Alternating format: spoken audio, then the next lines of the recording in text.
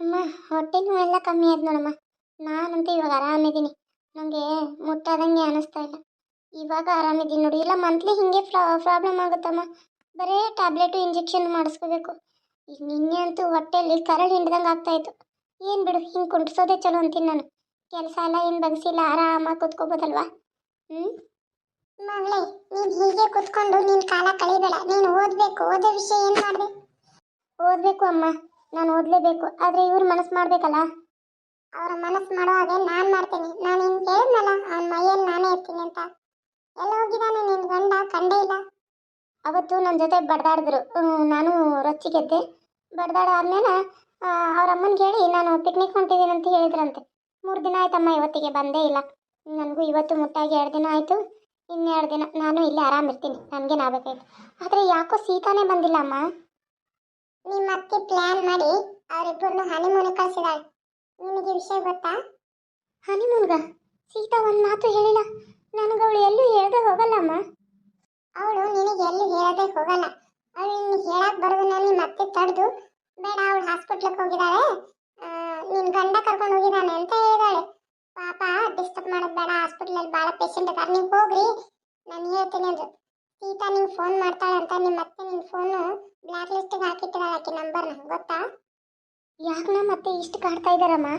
ಯಾಕೆ? ಅವ್ರ ಮಗನಿಗೆ ಸೀತಾ ಭಾಳ ಇಷ್ಟ ಆಗಿದ್ದು. ಸೀತಾ ಇಲ್ಲಂದ್ರೆ ಅವ್ನು ಸಾಯ್ತೀನಿ ಅಂತ ಇದ್ದ.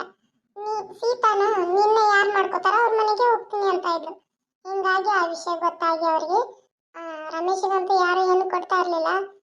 ಸಿಕ್ಕರೆ ಸಿಗುವಲ್ಲಿ ನೀನು ಮನೆ ಕೆಲಸದವಳು ಆಗ್ತಿ ಅಂತ ಪ್ಲ್ಯಾನ್ ಮಾಡ್ಕೊಂಡು ಮದುವೆ ಮಾಡ್ಕೊಂಡ್ಬಂದ್ರು. ಹಿಂಗಾಗಿ ಈಗ ನಿನ್ನ ಕಾಡ್ತಾ ಇದ್ದಾರೆ ಅವರು. ಏನಮ್ಮ, ನನಗೆ ನೀನು ಹೇಳಿದೆ ಅಂತ ಓದೋ ಆಸೆ ಇದೆಲ್ಲ ಬಂದು ಎಲ್ಲಿ ಮುಟ್ಟುತ್ತೆ. ನೀನು ಓದಿ ಮುಂದೆ ಬರಬೇಕು. ಅದನ್ನು ನಾನು ಮಾಡ್ತೀನಿ. ನಿನ್ನ ಜೊತೆ ನಾನು ಇರ್ತೀನಿ.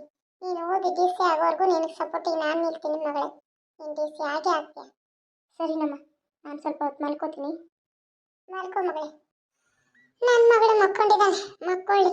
ಇವ್ರು ಕಂಡನಿಗೆ ಏನು ಮಾಡ್ತಾ ಇದ್ದಾನೆ, ಎಲ್ಲಿದ್ದಾನೆ ಅಂತ ಕಂಡಿಡಿಯಕ್ಕೆ ಹೋಗ್ತೀನಿ. ರಾಧಾ, ನಿನ್ನ ಬಿಟ್ಟರೆ ನಂಗೆ ಲೈಫೇ ಇಲ್ಲ ಅನಿಸುತ್ತೆ. ನಿನ್ನಂಥ ಬ್ಯೂಟಿಫುಲ್ ಹುಡುಗಿನ ಬಿಟ್ಟು ಆ ಕರಿಪಿಕ್ಲಿನ ಮದುವೆ ಆಗಿದ್ದೀನಿ ಅಂದರೆ ನೀನೇ ನೋಡಬೇಕು ನನ್ನ ಅವಸ್ಥೆ ಏನಾಗಿದೆ ಅಂತ. ಬನ್ನಿ, ನೀವು ಅವಳನ್ನ ಮದುವೆನೇ ಆಗಬಾರ್ದಾಗಿತ್ತು. ಅಲ್ಲ, ನನ್ನಂಥ ಬ್ಯೂಟಿಫುಲ್ ಗರ್ಲ್ ಇರುವಾಗ ಹೋಗಿ ಒಂಥರ ಬಿಕಾರಿ ಇದ್ದಂಗೆ ಅವಳನ್ನ ಮದುವೆ ಆಗಿದೆಯಲ್ಲ ರಜಾ. ನಿನ್ನಂಥ ಸ್ಮಾರ್ಟ್ ಬಾಯ್, ರಿಚ್ ಫ್ಯಾಮಿಲಿ ಇರೋ ಹುಡುಗನಿಗೆ ನನ್ನಂಥ ಹುಡುಗಿರೇ ಇಷ್ಟ ಅಲ್ವಾ? ರಮೇಶ್, ಫುಲ್ ಕುಡಿಯೋಕನೋ, ಕುಡಿದ್ಮೇಲೆ ಕೆಕ್ ಬರುತ್ತೆ. ಆವಾಗಲೇ ತಾನೇ ನಾವಿಬ್ಬರು ಸೇರೋಕ್ಕಾಗೋದು. ನಿನಗೂ ಹೆಂಡತಿ ಬಿಟ್ಟು ನನ್ನ ಜೊತೆ ಸೇರ್ತಾ ಇದ್ದೀನಿ ಅನ್ನೋ ಗಿಲ್ಟ್ ಕಾಡಬಾರ್ದಲ್ವಾ? ನನಗೆ ಇವಾಗ ಕಿಕ್ ಇರ್ತಾ ಇದೆ. ಪ್ಲೇಸ್ ಬೇಗ ಕೊಡಿ, ಇಬ್ಬರು ಬ್ಯಾಗಾಗಿ ಚಳಿ ಒಂದಾಗ್ಬಿಡೋಣ. ಸರಿ, ಸ್ವಲ್ಪ ಕುಡ್ದೆ ಈಗ ಮಲ್ಕೊಂಬಿಡೋಣವಾ? ನೀನೇನಾದರೂ ಚಿಕನ್ ಲಾಲಿಪಾಪ್ ತಿಂತೀಯಾ? ಎಲ್ಲ ತಿಂದಿದ್ದೀನಿ, ಹೊಟ್ಟೆ ತುಂಬಟ್ಟೆ ದಬ್ಬಳ. ಮಲ್ಕೊಂಬಿಡೋಣವಾ? ಅದು ಸುಸ್ತಾಗ್ತದೆ. ಅಯ್ಯೋ ಪಾಪಿ, ಅಲ್ಲಿ ನನ್ನ ಮಗಳು ನರಳ್ತಾ ಬಿದ್ದಾಳೆ. ಇಲ್ಲಿ ಜೊತೆ ಕುಡ್ದು ಚಕ್ಕಂದ ಆಡ್ತಾ ಇದೆಯೇನೋ? ಚಕ್ಕಂದ ನಿನ್ನ ಮಾಡ್ತೀನಿ ತಡಿ. ನಿನ್ನ ಯಾವ ಸ್ಥಿತಿಗೆ ತರ್ತೀನಿ ಅಂದ್ರೆ. ಅಯ್ಯೋ ರಮೇಶ್, ಬೆಂಕಿ. ಅಯ್ಯೋ ಹೌದು, ಬೆಂಕಿ, ಬೆಂಕಿ.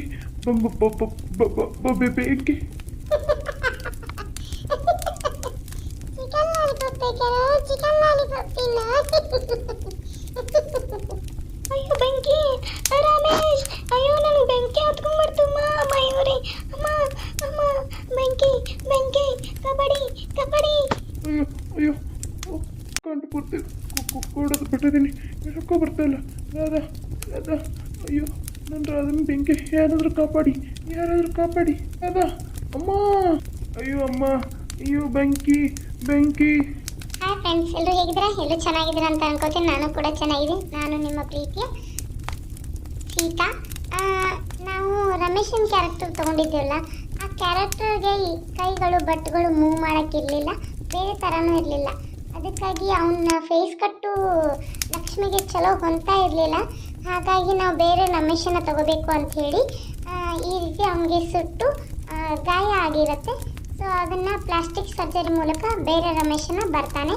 ಆವಾಗ ಲಕ್ಷ್ಮಿ ಹೇಗೆ ಅವನ್ನ ನೋಡ್ಕೋತಾಳೆ, ಯಾವ ರೀತಿ ಆರೈಕೆ ಮಾಡ್ತಾಳೆ, ಅದ್ರ ಮೇಲೆ ಅವನ ಪ್ರೀತಿ ಲಕ್ಷ್ಮಿ ಮೇಲೆ ಹುಟ್ಟುತ್ತಾ ಹೋಗುತ್ತೆ.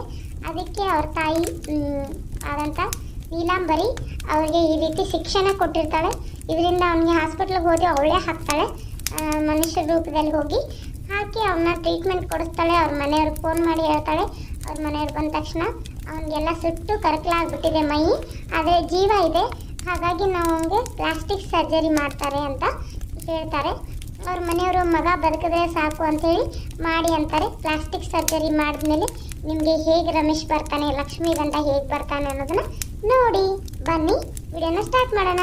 ಯಾರ್ಯಾರಿಗೆಲ್ಲ ಈ ಕತೆ ಇಷ್ಟ ಆಗುತ್ತೆ ಅನ್ನೋದಲ್ಲ, ಸೊ ಅವರೆಲ್ಲ ಪ್ಲೀಸ್ ಕಮೆಂಟ್ ಮೂಲಕ ತಿಳಿಸಿ ಅಂತ ಹೇಳ್ತಾ ಬನ್ನಿ ಸ್ಟಾರ್ಟ್ ಮಾಡೋಣ. ಯಾರ್ಯಾರೆಲ್ಲ ನಾನು ವಿಡಿಯೋ ಹೊಸದಾಗಿ ನೋಡ್ತಾ ಇದ್ದೀರಾ ಪ್ಲೀಸ್ ಒಂದೇ ಎಪಿಸೋಡ್ದಿಂದ ನೋಡಿ, ನಿಮ್ಗೆ ಗೊತ್ತಾಗುತ್ತೆ ಅಂತ ಹೇಳ್ತಾ ಬನ್ನಿ ನಾನು ವಿಡಿಯೋನ ಸ್ಟಾರ್ಟ್ ಮಾಡ್ತೀನಿ. ಬೇಗ ಬೇಗ ನೋಡಿ, ಎಲ್ಲೂ ಒಂದು ಇದನ್ನು ಕ್ಲಿಪ್ ಮಿಸ್ ಮಾಡಬೇಡಿ, ಓಕೆನಾ? ಇವನ್ನ ನಾನು ಕಾಪಾಡಲೇಬೇಕು, ನನ್ನ ಮಗಳಿಗೋಸ್ಕರ ಇವ್ನು ಬದುಕಲೇಬೇಕು. ಇವನ್ನ ಹೀಗೆ ಕರ್ಕೊಂಡು ಹೋಗ್ತೀನಿ. ಈ ಪೇಷಂಟ್ ಕಡೆಯವರು ಯಾರು ಅಂತ ಗೊತ್ತಾಯ್ತಾ? ಆ ಹುಡುಗಿ ಅಂತೂ ಪಾಪ ಡೆತ್ತೇ ಆಗಿ ಹೋಗ್ಬಿಟ್ಟಿದೆ, ಅಷ್ಟೊಂದು ಸುಟ್ಟು ಕರಕಲಾಗಿದೆ ಮೈ.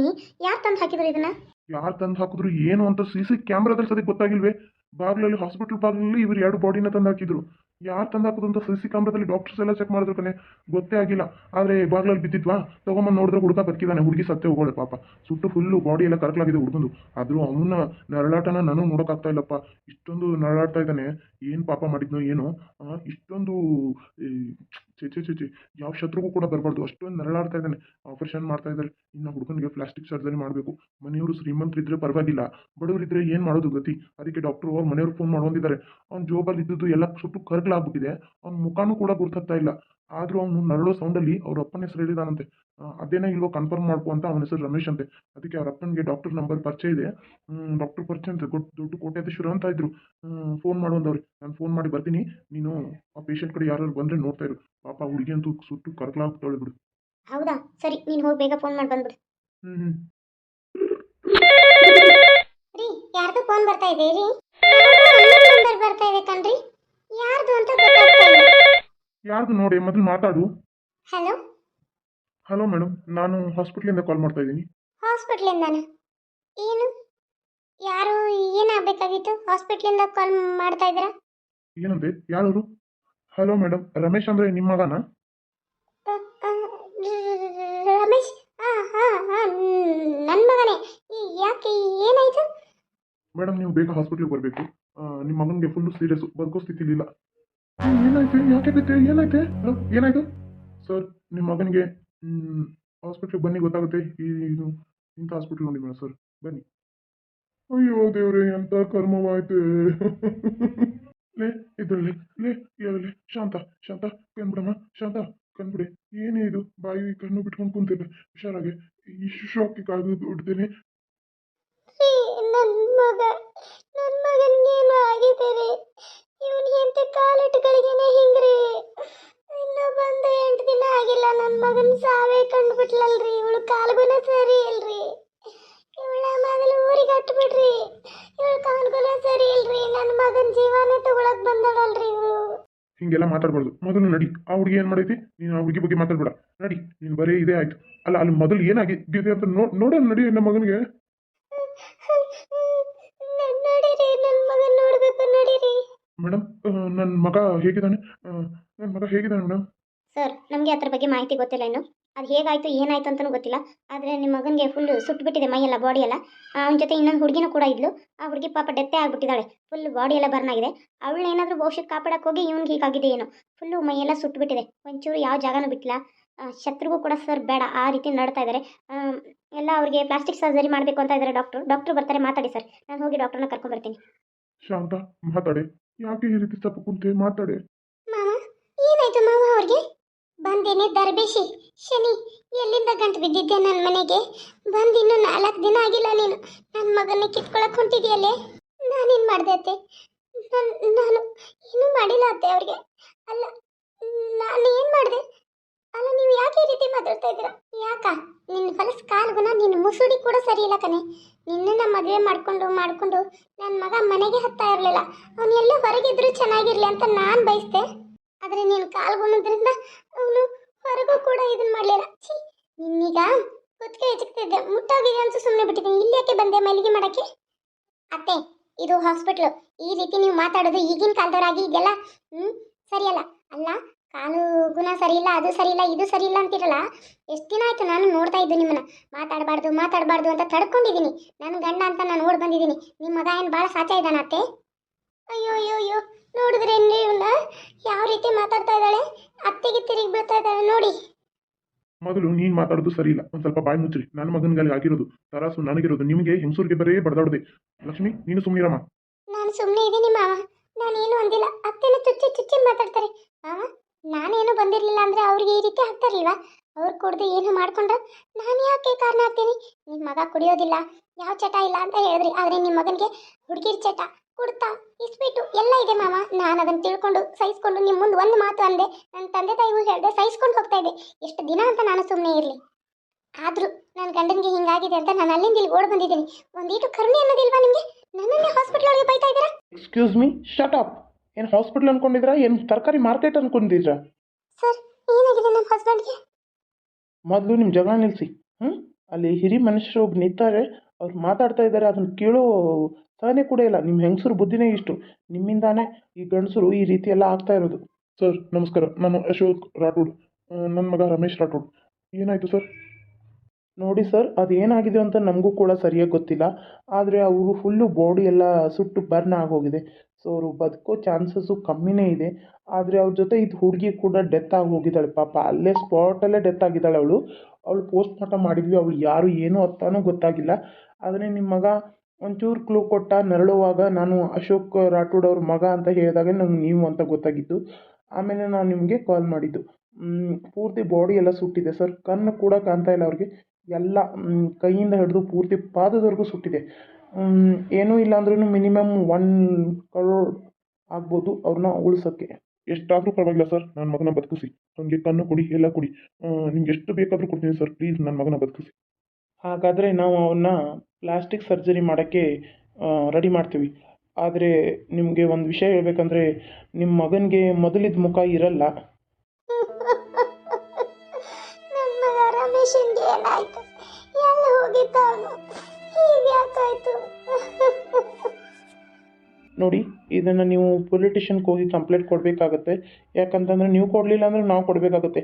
ಈ ಥರ ಕೇಸ್ಗಳನ್ನ ತೊಗೊಳ್ಳೋದೇ ಒಂದು ಪ್ರಾಬ್ಲಮ್ಮು. ಅಂಥದ್ರಲ್ಲಿ ನಾವು ತೊಗೊಂಡಿದ್ದೀವಿ. ಆದ್ರೂ ನೀವು ಹೋಗಿ ಪ್ಲೀಸ್ ಇಲ್ಲ ಇನ್ಫಾರ್ಮ್ ಮಾಡಿ, ಇಲ್ಲ ನಾವು ಮಾಡಬೇಕಾಗತ್ತೆ. ಯಾಕಂದರೆ ನಾಳೆ ನಮ್ಮ ಮೇಲೆ ಯಾವ ಪ್ರಾಬ್ಲಮ್ಮು ಬರಬಾರ್ದಲ್ಲ. ಅದರಲ್ಲೂ ಅವ್ರ ಜೊತೆ ಇದೊಂದು ಹುಡುಗಿ ಡೆತ್ ಆಗಿದ್ದಾಳೆ ಅಂದರೆ ಇವರಿಬ್ಬರು ಎಲ್ಲರೂ ಸುತ್ತಾಡಕ್ಕೆ ಹೋಗಿದ್ರಾ? ಯಾರಾದರೂ ಇವರಿಗೆ ಹುಡುಗಿ ಕಡೆಯವರು ಏನಾದರೂ ಬೆಂಕಿ ಹಚ್ಚಿದ್ರಾ ಅನ್ನೋದೇ ಕನ್ಫರ್ಮ್ ಆಗಿರಬೇಕು. ಅದನ್ನು ತಿಳ್ಕೊಬೇಕಲ್ವಾ? ಪೊಲೀಸರೆಲ್ಲ ಎಂಕ್ವೈರಿ ಮಾಡ್ತಾರೆ. ಪ್ಲೀಸ್ ನೀವು ತಿಳಿಸ್ಬೇಕು ಅಂತ ನಾನು ಹೇಳ್ತೀನಿ. ಸರಿ, ನಾನು ಪೊಲೀಸರಿಗೆ ತಿಳಿಸ್ತೀನಿ. ನೀವು ನನ್ನ ಮಗನ ಟ್ರೀಟ್ಮೆಂಟ್ ಶುರು ಮಾಡಿ. ಸರ್, ನನ್ನ ಮಗನಿಗೆ ಮೊದಲೇ ಮುಖನೇ ಇರಲ್ವಾ? ಇಲ್ಲಮ್ಮ, ಇಲ್ಲ, ಮೊದಲನೇ ಮುಖ ಇರೋದೇ ಇಲ್ಲ. ಅವ್ರಿಗೆ ಫುಲ್ಲು ಬೇರೆ ಮನುಷ್ಯನೇ ಆಗ್ತಾರೆ. ಆದರೆ ಎಲ್ಲ ಅವ್ರದ್ದೇ ಇರುತ್ತೆ. ಕಣ್ಣು ಮನುಷ್ಯ ಅಂದರೆ ಚರ್ಮ ಎಲ್ಲ ಬೇರೆ ನಾವು ಮನುಷ್ಯರದಾಗ್ತೀವಿ. ಯಾಕಂತಂದರೆ ಅವ್ರಿಗೆ ಕಣ್ಣು ಈಗ ಸುಟ್ಟು ಹೋಗಿದೆ, ಕಣ್ಣು ಕಾಣ್ತಾ ಇಲ್ಲ. ಹಾಗಾಗಿ ನಾವು ಬೇರೆ ಕಣ್ಣೇ ಹಾಕಬೇಕು. ಹಾಗೆ ಅವ್ರ ಬಾಡಿಗೆಲ್ಲ ಪ್ಲಾಸ್ಟಿಕ್ ಸರ್ಜರಿ ಮಾಡಿದಾಗ ಅವರು ಬೇರೆ ಒಂದು ಮನುಷ್ಯನ ಗತೆನೇ ಕಾಣ್ತಾರೆ. ಆದರೆ ಅವರು ನಿಮ್ಮ ಮಗನೇ. ಸರಿನಾ? ಸರಿ ಸರ್, ನೀವು ಮಾಡೋಕ್ಕೆ ನನಗೆ ಸಹಿ ಹಾಕಿದ್ರೆ ಫೈಲ್ಗೆ ನಾವು ಆಪ್ರೇಷನ್ ಶುರು ಮಾಡ್ಕೋತೀವಿ. ಸರಿ ಸರ್, ಮಾಡಿ. ಎಷ್ಟು ಗಂಟೆ ಬೇಕಾಗ್ಬೋದು ಆಪ್ರೇಷನ್ಗೆ? ಪ್ಲಾಸ್ಟಿಕ್ ಸರ್ಜರಿ ಇರೋದ್ರಿಂದ 1 ಡೇ ಫುಲ್ ಬೇಕಾಗುತ್ತೆ ಸರ್. ಅವರು ರಿಕ್ವೈರ್ ಆಗೋಕ್ಕೆ ಒಂದು 6 ತಿಂಗಳು ಬೇಕು ಸರ್. ಸರ್, ನಿಮ್ಮನ್ನ ಕೈ ಮುಗಿದು ಬೇಡ್ತೀನಿ, ನನ್ನ ಗಂಡನ ಉಳಿಸ್ಕೊಡಿ. ನನ್ನ ಗಂಡ, ನಾವು ಮದುವೆ ಆಗಿ ಈಗ 4 ದಿನ ಆಯಿತು ಸರ್. ನಮ್ಮ ಮುತ್ತೈದೆ ಭಾಗ್ಯನ ಕಡಿಬೇಡಿ ಪ್ಲೀಸ್. ನನ್ನ ಗಂಡನ ಉಳಿಸ್ಕೊಡಿ. ನಮ್ಮ ಪ್ರಯತ್ನ ನಾವು ಮಾಡ್ತೀವಮ್ಮ. ಎಲ್ಲ ದೇವ್ರ ಮೇಲೆ ಭಾರ ಹಾಕು.